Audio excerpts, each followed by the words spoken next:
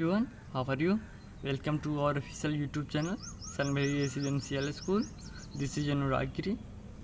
Today I will teach you kinds of sentence. In previous class I have taught you uh, interrogative sentence. Let's begin our chapter without delay. तो देखिए आज हम लोग पढ़ने वाले हैं kinds of sentence on based on structure. Structure के आधार पे सेंटेंस के कितने प्रकार होते हैं। देखिए फर्स्ट लाइन है आपका, on the basis of meaning there are 5 kinds of sentence. Meaning के आधार पर सेंटेंस के कितने प्रकार होते हैं? 5 प्रकार होते हैं। देखिए फर्स्ट आपका असर्टिव सेंटेंस, सेकेंड है आपका इंट्रोगेटिव सेंटेंस, सी है आपका एक्सक्लेमेटरी सेंटेंस, डी है आपका इम्परेटिव सेंटेंस, ये है आपका ऑब्जेक्टिव सेंटेंस। तो देखिए एक एक करके मैं आपका हिंदी बता देता हूँ, आप लोग कॉपी में नोट कर लीजिएगा। देखिए असर्टिव सेंटेंस का हिंदी क्या होता है? असर्टिव सेंटेंस का हिंदी होता है कथनात्मक वाक्य। ठीक है। देखिए इंट्रोगेटिव सेंटेंस का हिंदी क्या होता है? प्रश्नवाचक वाक्य। देखिए एक्सक्लेमेटरी सेंटेंस का हिंदी होता है आपका विस्मयादि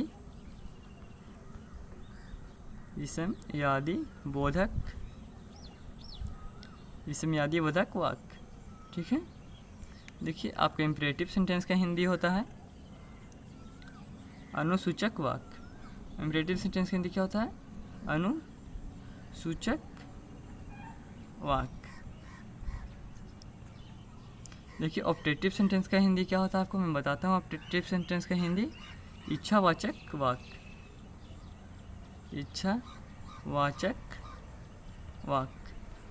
ऑब्जेक्टिव सेंटेंस का हिंदी क्या होता है? इच्छावाचक वाक्य। ठीक है। तो देखिए एक एक करके मैं सबका शॉर्ट में डिफिनेशन बता देता हूँ, क्योंकि आपका बुक में नहीं लिखा गया है। तो देखिए मैं एक एक करके सबके बारे में बता देता हूँ इसका डिफिनेशन। देखिए असर्टिव सेंटेंस किसको कहते हैं? असर्टिव सेंटेंस कथनात्मक वाक्य, जिससे किसी कथन का पता चले, जैसे ओपिनियन का पता चले या फिर किसी भी बात का राय का पता चले। ठीक है। देखिए एग्जाम्पल होता है इसका, Ram is a good boy. Ram एक अच्छा लड़का है। तो क्या है? ये ओपिनियन है किसी का। ठीक है। ये किसी का राय है, किसी के लिए गलत भी हो सकता है, किसी के लिए सही भी हो सकता है। Ram is a good boy. ठीक है। Good boy. He is a famous actor.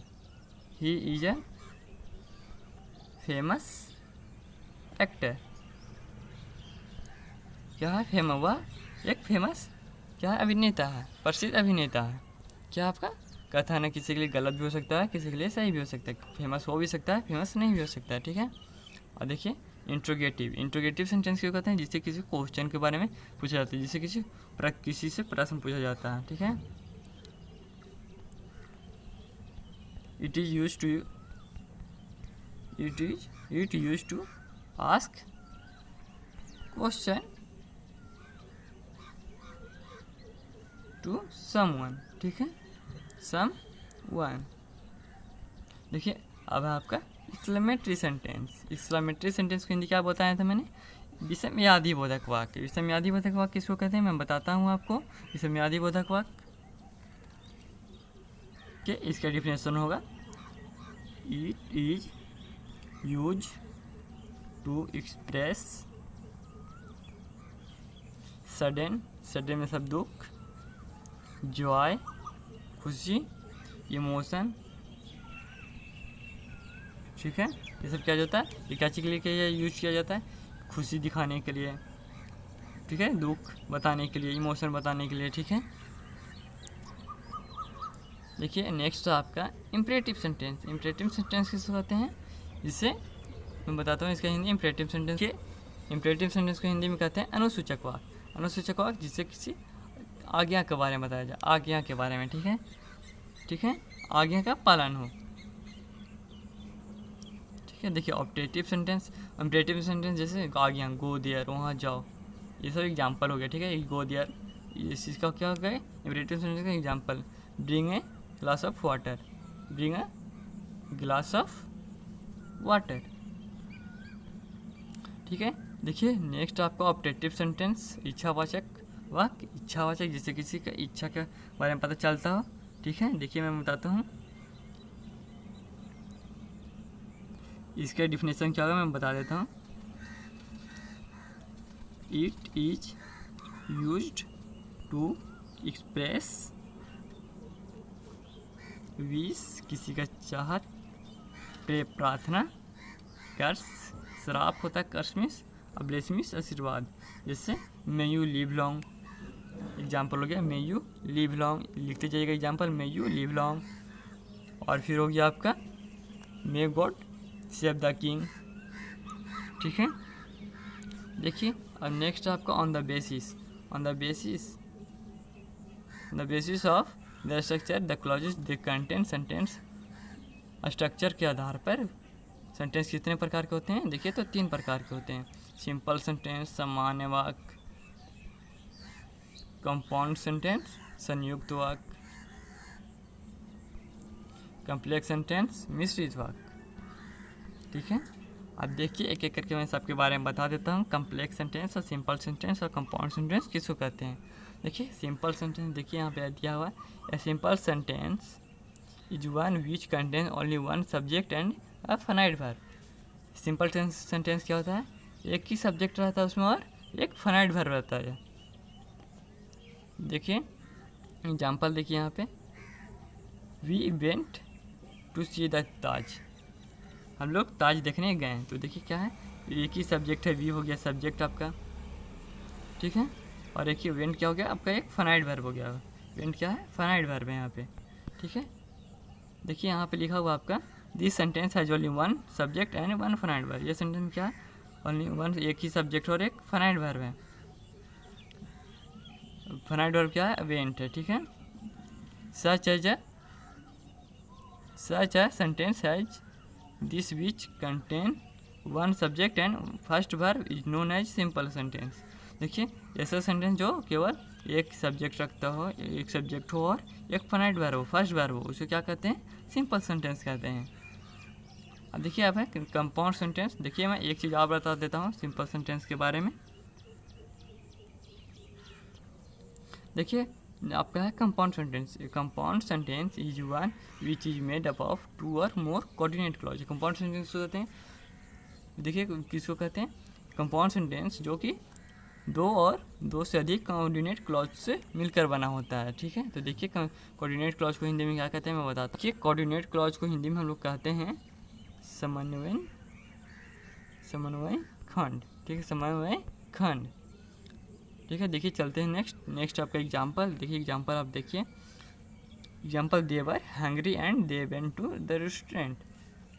देखिए एक चीज़ मैं और बता देता हूँ एग्जाम्पल बताने से पहले, क्या होता है, देखिए कंपाउंड सेंटेंस में क्या होता है ना, कंपाउंड सेंटेंस में 2 इंडिपेंडेंट क्लॉज होते हैं, 2 इंडिपेंडेंट सेंटेंस होते हैं, 2 इंडिपेंडेंट सेंटेंस होते हैं जो कि किसी पे निर्भर नहीं रहते हैं, ठीक है। इंडिपेंडेंट मीन्स क्या होता है, स्वतंत्र आज़ादी की, जो किसी पर निर्भर नहीं करता है। तो देखिए यहाँ पे एग्जांपल है, they were hungry and they went to the restaurant. देखिए they were hungry and they went to the restaurant, देखिए वे लोग भूखे थे इसलिए वे लोग कहाँ गए, रेस्टोरेंट गए।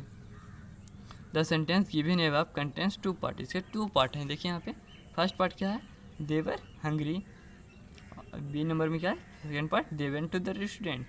देखिए यहाँ पे क्या है, this 2 part are joined by coordinating conjunction. Coordination conjunction में क्या है, किससे ज्वाइन किया गया है, संयुक्त वाक्य को एंड लगा के संयुक्त जोड़ा गया है, इसी को कहते हैं संयुक्त वाक्य, ठीक है। देखिए यहाँ पे है आपका next, each part is a clause because, each part जो है क्लॉज है, क्या है, उपवाक्य है। क्लॉज के क्या कहते हैं, उपवाक्य। Because each part contents a subject and a predicate. Each part क्या है, प्रत्येक पार्ट क्या है, एक सब्जेक्ट रखता है, सब्जेक्ट और एक प्रेडिकेट भी है of its own. Each part sentence which is a part of a longer, which is a part of a longer sentence, यहाँ पार्ट होना चाहिए, part of a longer sentence. You further see that each clause makes good sense. ये हम लोग देखते हैं कि जो ये दोनों जो सेंटेंस है एक अच्छे मतलब बता रहे हैं, ठीक है, मीनिंग बता रहे हैं, ठीक है। Hence can stand alone are complete meaningful sentence, और ये एक अकेले ही मीनिंगफुल सेंटेंस बता रहे हैं, इसका मतलब बता रहे हैं। इस clause is the refer to independent, independent clause जो किसी पे आधारित आधारित नहीं होते हैं, ठीक है, किसी पे आश्रित नहीं होते हैं, आज़ाद रहते हैं, खुद पे निर्भर रहते हैं, खुद से सारा काम करते हैं, ठीक है। देखिए, और ऑफ द सेम रैंक और order such a clause known as coordinate clause. देखिए, कोऑर्डिनेट क्लॉज, ऐसे क्लॉज को क्या कहते हैं, कोऑर्डिनेट क्लॉज कहते हैं। कोऑर्डिनेट क्लॉज को हिंदी में क्या कहते हैं, अभी मैंने बताया आपको, समन्वय खंड, समन्वय खंड, खंड या उपवाक, समन्वय खंड या उपवाक, ठीक है। देखिए, चलते हैं नेक्स्ट आपका कम्प्लेक्स सेंटेंस। देखिए, कम्प्लेक्स सेंटेंस किसको कहेंगे, complex sentence is one that is made up of one principal clause and one subordinate clause. देखिए, जो कम्प्लेक्स सेंटेंस होता है किससे बना होता है, एक प्रिंसिपल क्लॉज से बना होता है, प्रधान उपवाक, ठीक है। प्रिंसिपल क्लॉज को मेन क्लॉज के भी नाम से जाना जाता है, और सब ऑर्डिनेट को क्या कहते हैं, गौण उपवाक। सब ऑर्डिनेट को क्या कहते हैं, गौण उपवाक, ठीक है। देखिए, हमारा एग्जाम्पल देखता हूँ, मैं बताता हूँ एग्जाम्पल। देखिए, एग्जाम्पल बताने से पहले एक बात बता देता हूँ, कम्प्लेक्स सेंटेंस में क्या होता है आपका, कम्प्लेक्स सेंटेंस में आपका वन इंडिपेंडेंट और वन डिपेंडेंट सेंटेंस होता है। कम्प्लेक्स सेंटेंस में वन इंडिपेंडेंट, एक आधारित, किसी पे आश्रित नहीं होता, एक आश्रित होता है, एक डिपेंडेंट होता है, ठीक है। तो देखिए, देखते हैं एग्जाम्पल से समझ के में आ जाएगी आपको। देखिए, एग्जाम्पल है, आई have read the magazine that my cousin had given me. देखिए, इस सेंटेंस के क्या दो पार्ट है, आई हैव रीड द मैगजीन, मैंने मैगजीन पढ़ा, that my cousin had given me, ये क्या है, ये आपका डिपेंडेंट सेंटेंस है, ये आधारित आश्रित है। That my cousin given me, that my cousin had given me, जो कि मेरे कजिन ने मुझे दिया, तो क्या आपका ये डिपेंडेंट है। आप लोग भी देखिए, ये dependent, I have read the magazine, magazine पढ़ा, ये इंडिपेंडेंट है, ये किस पे आधारित आश्रित नहीं है।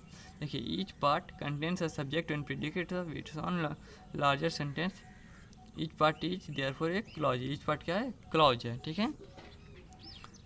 देखिए, यहाँ पे है, we further see that the clause I have read the magazine from good sense by itself can therefore stand a alone meaningful, complete meaningful sentence दे रहा है, एक इस सेंटेंस का मतलब बता रहा है। Clause known as the principal verb और मेन क्लॉज। देखिए, प्रिंसिपल क्लॉज को क्या कहते हैं, मेन क्लॉज के नाम से जाना जाता है। प्रिंसिपल क्लॉज के हिंदी में क्या, प्रधान उपवाक कहते हैं, ठीक है। देखिए, हमारा नेक्स्ट है आपका, but the clause that my cousin had given me does not form good sense. जो ये है आपका, my cousin had given me, ये अच्छा सेंस नहीं दे रहा है, मीनिंगफुल नहीं बताया। कैन नॉट स्टार्ट एलोन, ये अकेला स्टार्ट नहीं हो रहा है। If depend on principal, it क्या कहता है, प्रिंसिपल क्लॉज पे डिपेंड होता है।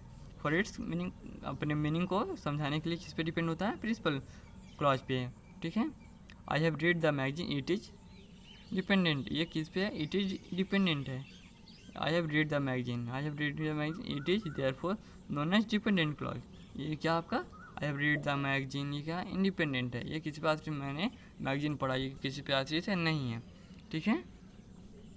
देखिए, यहाँ पे है, such a sentence as this which is made of on. देखिए, such a sentence which is, जो कि वन प्रिंसिपल क्लॉज और वन सब ऑर्डिनेट क्लॉज से बना होता है, उसे क्या कहते हैं, कम्प्लेक्स सेंटेंस कहते हैं, ठीक है। तो देखिए, आपका एक्सरसाइज है, तो एक्सरसाइज में कुछ क्वेश्चन मैं बता देता हूँ, उसके बाद आप खुद से ट्राई कीजिएगा, ठीक है। देखिए, क्लासीफाई द सेंटेंस और सिंपल कंपाउंड और कम्प्लेक्स। सिंपल कंपाउंड और कम्प्लेक्स से आपको बताना है, ठीक है। He is rich as well as candy, कौन सा सेंटेंस है, सिंपल है, कंपाउंड है और कम्प्लेक्स है, तो ये कौन सा सेंटेंस आपको बताना है, ठीक है। तो देखिए, मैं आपको बताता हूँ, कुछ वर्ड बता देता हूँ पहले, इसके पहले मैं कुछ वर्ड आपको बता देता हूँ, उससे आपको समझ में आ जाएगी। देखिए, यहाँ पे कुछ कंजक्शन दिया हुआ है आपका, यहाँ पे कुछ, ये वर्ड की जगह आपका क्या होना चाहिए, कंजक्शन होना चाहिए, ठीक है। यहाँ पे आपका कंजक्शन होना चाहिए, वर्ड की जगह पे कंजक्शन आप लोग कर लीजिएगा, कंजक्शन। देखिए, कंपाउंड सेंटेंस के लिए कुछ कंजक्शन दिया गया आपका, and, but, yet, still, so, therefore, for और otherwise, neither, nor, not only, but also, ये सब क्या है आपका कंपाउंड सेंटेंस के लिए कंजक्शन है। इसको आप लोग को इसी के देख के बताना है आपको, ठीक है। ये सब वर्ड मिलेंगे तो आप लोग पहचान जाइएगा आसानी से, ठीक है। देखिए, कुछ है आपका, some words for complex sentence, some, यहाँ पे भी कंजक्शन होना चाहिए, ठीक है, some conjunction for complex sentence. देखिए आफ्टर है, after, even, if, unless, although, as, when, while, once, since, so that, where, who, what, ये सब क्या आपका कंजक्शन है किसके लिए? कॉम्प्लेक्स सेंटेंस के लिए। ठीक है, देखिए मैं आपको बताता हूँ। तो देखिए ये आपका क्या है? कंपाउंड सेंटेंस है, कंपाउंड सेंटेंस है। देखिए यहाँ पे क्या है? सेकेंड नंबर का आपका सिंपल सेंटेंस है, ये आपका सिंपल सेंटेंस है। मैं आने तक keep silent till the return, आने तक चुपचाप रहो। ठीक है, शांति बनाए रखो। ठीक है, देखिए ये सब जो है आप लोग खुद से बनाइएगा। आपको जो एग्जांपल मैंने बताया है वो कंजक्शन वर्ड बताया है उसी से बनेगा। देखिए यहाँ पे क्या करना है? Pair the following parts according to conjunction to make a compound sentence. Compound sentence का जो मैंने कंजक्शन वर्ड बताया उसी को यूज करके आप लोग को पेयर बनाना है। ठीक है, सेंटेंस को जोड़ना है। ठीक है, तो आप लोग जोड़िएगा। अगर आपसे नहीं बनेगा तो वो ग्रुप में मैसेज कीजिए। अगर वीडियो अच्छी लगी तो लाइक कीजिए, चैनल को सब्सक्राइब करना भूलें। Thank you.